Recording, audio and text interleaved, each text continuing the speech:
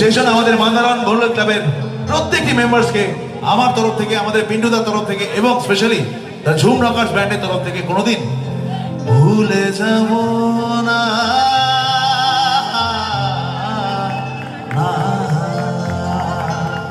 শুধু তালিটা এদিকে হলে হবে না, আমার দিদিরা বৌদিরা একদিন জোরে তালি হোক আমাদের গোল্ডেন ক্লাবের জন্য।